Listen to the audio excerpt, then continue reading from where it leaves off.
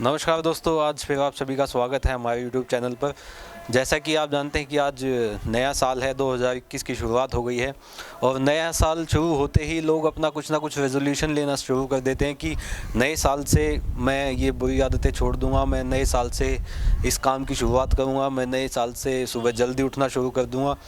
लेकिन ऐसा क्यों कि नए साल के दिन ही ऐसा क्या ख़ास होता है इस नए साल की शुरुआत में, जो लोग सोचते हैं कि नए साल से ही मैं ये सब करना शुरू करूँगा। साल के बाकी दिन भी तो हैं जो आप जैसे कि दिसंबर में, नवंबर में या अक्टूबर में भी आप ये सोच सकते हैं कि आप अपना कुछ भी जो बदलाव लाना चाहते हैं ज़िंदगी में, जो भी आप चेंज लाना चाहते हैं, वो आप तब से भी शुरू कर सकते हैं। चलिए, जैसा कि आप जानते हैं कि हम आपके लिए एक कोई ना कोई कहानी लेके आते हैं, तो नए साल पर भी आपके लिए एक कहानी हाजिर है। दोस्तों, जापान में मछलियाँ खाना आम बात है। जैसे हम यहाँ आलू खाते हैं, ऐसे जापान में मछलियाँ खाई जाती हैं। हम तो फिर भी आलू को उबाल कर खाते हैं, लेकिन जापान में मछलियों को लोग कच्चा ही खा लेते हैं। और उनकी ज़्यादातर डिशेस में जो है वो काफ़ी डिशेस ऐसी होती हैं जिसमें मछली और केकड़े, ये ऐसी जो चीज़ें हैं वो खाने में खाई जाती हैं। मछली जितनी ताज़ी होती है, जापान के लोग उसे उतना ज़्यादा पसंद करते हैं। लेकिन जापान के समुद्र तटों पर इतनी मछलियाँ नहीं होती जिससे जापान के सभी लोगों की जो है इस ज़रूरत को पूरा किया जा सके। इसके लिए जो मछुआरे होते हैं वो मछलियों को पकड़ने के लिए समुद्र के अंदर ज़्यादा गहराई तक जाते हैं। ऐसा करने में मछुआरों के सामने एक गंभीर समस्या थी। वो समस्या ये थी कि वो मछलियाँ पकड़ने के लिए समुद्र में जितनी ज़्यादा गहराई में चले जाते, जितना ज़्यादा अंदर तक चले जाते, उन्हें वापस किनारे तक आने में उतना ही ज़्यादा समय लगता था।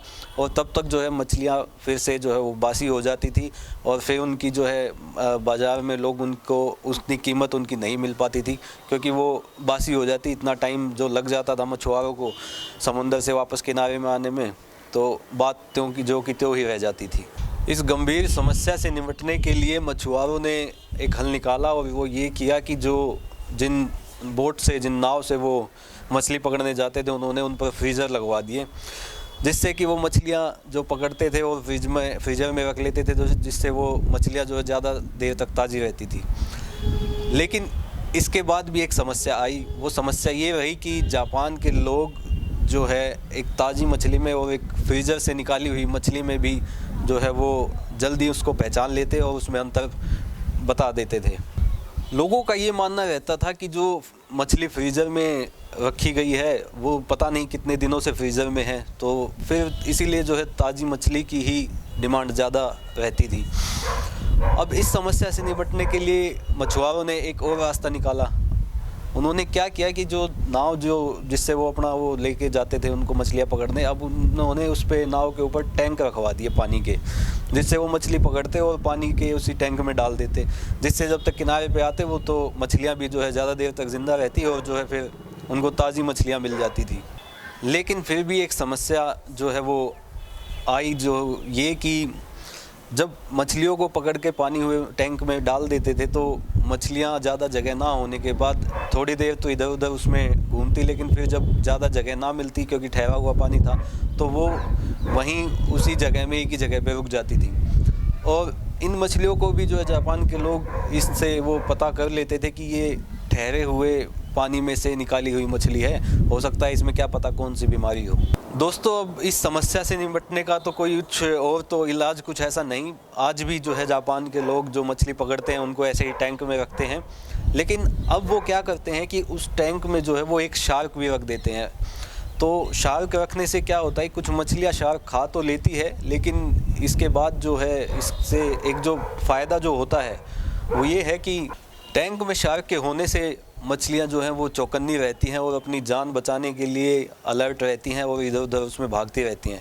इससे मछलियों के अंदर ताज़गी बनी रहती है और मछलियाँ भी जो है एक ताज़ी मछलियाँ जो है जापान के लोगों को मिलती हैं, क्योंकि उनकी शरीर में जो है वैसी ही एक जैसा समुद्र के पानी में जितनी उनमें चुस्ती फुर्ती रहती है, वैसी ही मछलियाँ जो है उनको जापान के लोगों को मिल जाती हैं, वो सिर्फ जो है उसी शार्क की वजह से।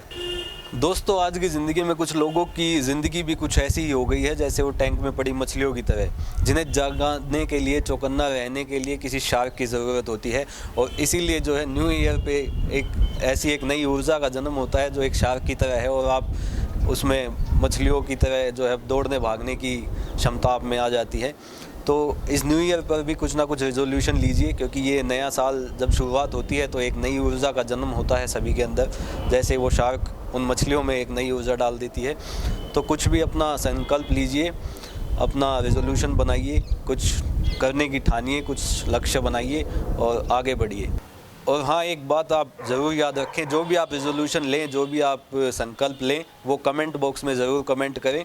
और ताकि आप इस वीडियो को जब भी अगर आप इस वीडियो को खोलकर देखें तो आप अपना कमेंट देखकर आपको ये याद रहे कि आपने कुछ संकल्प लिया था, कुछ रेजोल्यूशन बनाया है आपने इस नए साल के लिए, जिसे आपको पूरा करना है।